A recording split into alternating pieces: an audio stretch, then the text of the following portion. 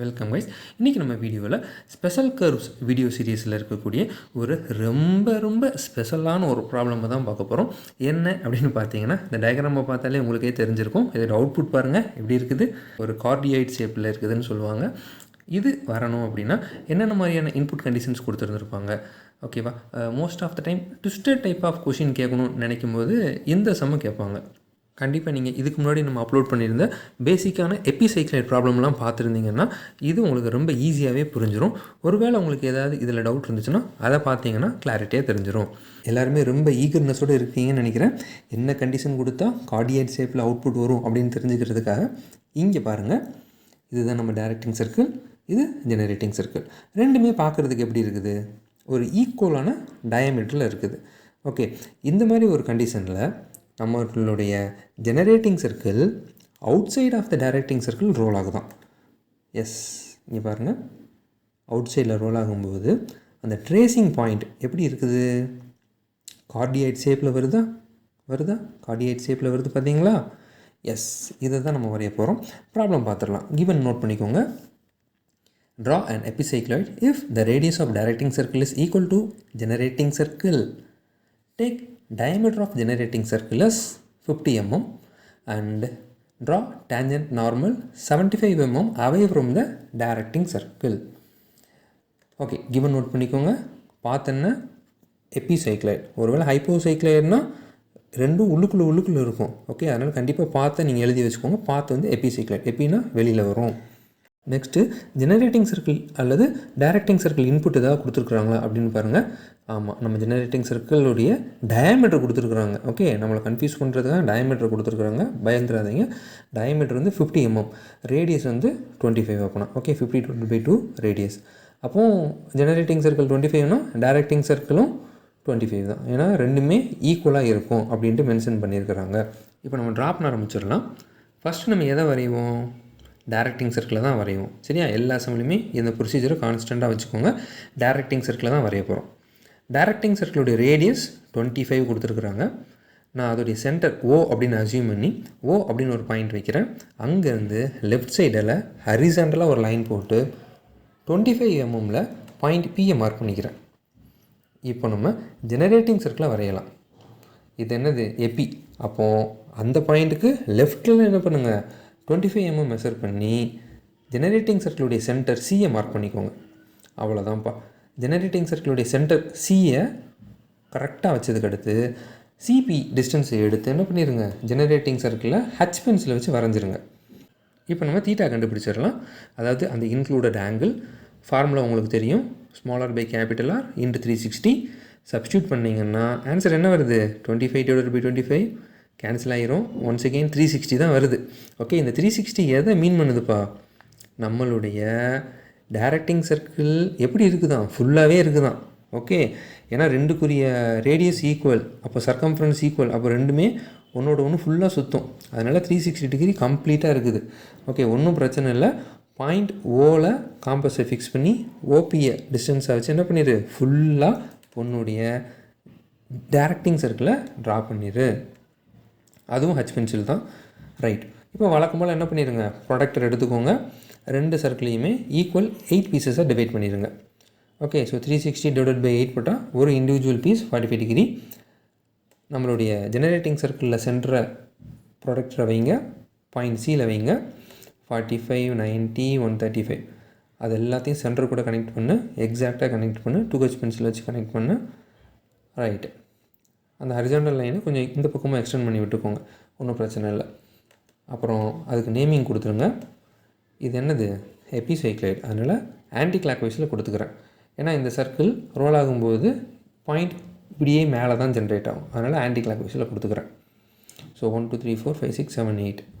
அடுத்து நம்ம directing சர்க்கிளையும் 8 divide பண்ணிடுங்க. அதுவும் அதே 45 டிகிரி தான். ஏன்னா அதுவும் 360 டிகிரி கம்ப்ளீட்டாக இருக்குது.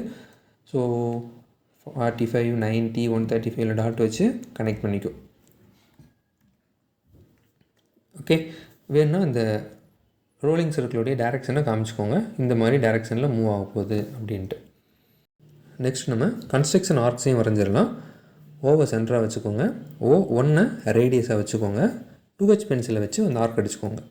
கண்டிப்பாக அது 7 வழியாக பாஸ் ஆகி போகும். அடுத்து ஓ சென்டர், ஓலேருந்து 2 வரைக்கும் டிஸ்டன்ஸ் எடுத்துக்கோங்க, ஆர்க் அடிச்சிருங்க, ஃபுல்லாகவே அடிச்சிருங்க. அடுத்து ஓ சென்டர், O3 ரேடியஸ் ஆர்க் அடிங்க. அடுத்து O4 ரேடியஸ் ஒரு ஆர்க் அடிங்க. ஓகே, கிட்டத்தட்ட இது வந்து பார்க்குறதுக்கு ஒரு கான்சென்ட்ரிக் சர்க்கிளாக இருக்கும். பயந்துடாதீங்க, லைட்டாக போட்டிங்கன்னா உங்களுக்கு எந்த கன்ஃபியூஷன்ஸுமே வராது. இதையும் டார்க்காக போட்டிங்கன்னா தான் உங்களுடைய டைரக்டிங் சர்க்கிள் எது, ரோலிங் சர்க்கிள் எது வந்து நிஜமான கன்ஸ்ட்ரக்ஷன் ஆர்க்கு அப்படிங்கிறது எல்லாமே கன்ஃபியூஷன்ஸ் ஆகும். ஓகே, கரெக்டான பென்சில் சூஸ் பண்ணி போடுங்க. அப்புறம் அந்த டைரக்டிங் சர்க்கிளை டிவைட் பண்ணுறதுக்கு லைன் போட்டிருக்கீங்க இல்லையா, அந்த லைன் என்ன பண்ணுங்கள், எக்ஸ்டெண்ட் பண்ணி விட்டுருங்க. ஓகே, ஏன்னா நம்ம என்ன பண்ணணும், அந்த ஆர்க் ஆஃப் சென்டரை கண்டுபிடிக்கணும். அப்போது இன்டர்செக்ஷன் வேணும், அதனால் அதை கொஞ்சம் எக்ஸ்டெண்ட் பண்ணி விட்டுக்கோங்க. இப்போ என்ன பண்ணுங்கள், ஓவை சென்டராக வச்சு ஓசியை டிஸ்டன்ஸாக வச்சு ஆர்க் ஆஃப் சென்டரையும் ஃபுல்லாக வரைஞ்சிருங்க. ஓகே, அதுக்கடுத்து ஆர்க் ஆஃப் சென்டரில் அந்த பாயிண்ட் எல்லாம் நோட் பண்ணிக்கோங்க. C1, C2, C3, C4, C5, C6, C7, C8. அவ்வளோதான்ப்பா. Almost நம்ம எல்லாத்தையும் முடிச்சிட்டோம். இப்போ கொஞ்சம் பொறுமையாக கவனிங்க. காம்பஸில் நம்மளுடைய ஜெனரேட்டிங் சர்க்கிள் டிஸ்டன்ஸை எடுத்து வச்சுக்கோங்க. Okay, 25 mm. 0th செகண்டில் சென்டர் வந்து Cயில் இருக்குது, ட்ரேசிங் பாயிண்ட் வந்து P லொக்கேஷனில் இருக்கும். ரைட், இப்போ 1 செகண்ட் ஆயிடுச்சு. அப்போது Cயிலிருந்து சென்டர் எங்கே போயிருக்கோம், C1க்கு போயிருக்கோம். அப்போது C1லேருந்து ட்ரேசிங் பாயிண்ட் எங்கே வந்திருக்கும் அப்படிங்கிறத கண்டுபிடிக்கிறதுக்கு தான் நம்ம என்ன பண்ணியிருக்கிறோம், அந்த கன்ஸ்ட்ரக்ஷன் ஆர்க் வரைஞ்சிருக்கோம். அங்கே பாரு, அந்த ஆர்க் நம்பர் 1, அந்த கன்ஸ்ட்ரக்ஷன் ஆர்க் நம்பர் 1, 7 சேர்ந்தாப்பில் ஒரு ஆர்க் இருக்கா, அதில் ஒரு சின்னதாக ஒரு இன்டர்செக்ஷன் அடிங்க. C1 சென்டராக வச்சு ஒரு இன்டர்செக்ஷன் அடிங்க. 25 டிஸ்டன்ஸ், சரியா? 25 மாற்றவே செய்யாத, அப்படியே காம்பஸில் செட் பண்ணி வச்சுக்கோ. இந்த பாயிண்ட்டு தான் P1.